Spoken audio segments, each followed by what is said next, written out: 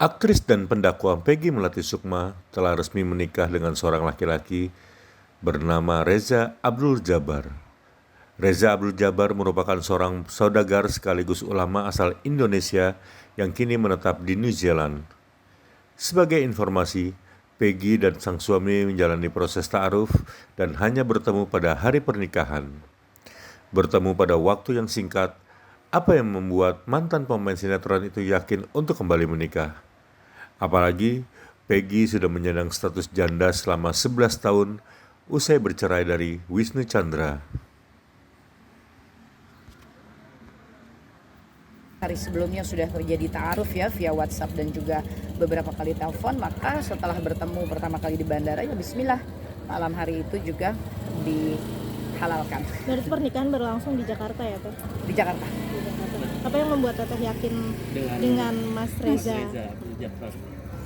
Iya, Masya Allah ya, Alhamdulillah, karena keyakinan itu tidak akan muncul ya jika tidak bersandar kepada sandaran yang sama, yaitu Allah Ta'ala dan Rasulullah SAW dengan keyakinan untuk menegakkan Quran dan Sunnah. Dan ini bukan sesuatu yang sekedar ditanya to the point jawabannya itu, tapi kan pasti harus terasa dari diskusi kita. Misalkan kita berbicara tentang beberapa poin yang fundamental di dalam membentuk rumah tangga. Nah, ketika pembicaraan itu berjalan, tentu kita satu sama lain bisa merasakan gitu, apakah benar bahwa sosok yang sedang kita ajak berta'aruf ini atau yang sedang berta'aruf ini, apakah betul memang pola-pola hidupnya, pemikirannya, cara menangani keadaan-keadaan hidup itu benar nggak sih ya, sandarannya tuh Quran dan Sunnah, itu bisa terasa gitu ya, pasti kan akan terasa.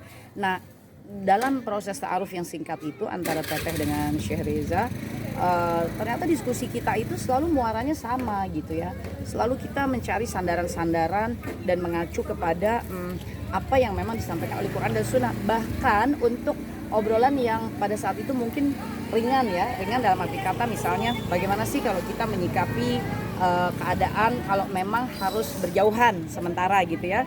Sehubungan kan setelah menikah pasti harus ada proses administrasi yang diurus ya, karena akan pindah ke New Zealand kan tetehnya. Nah, ini kan akan ada kondisi yang mungkin berjarak dulu.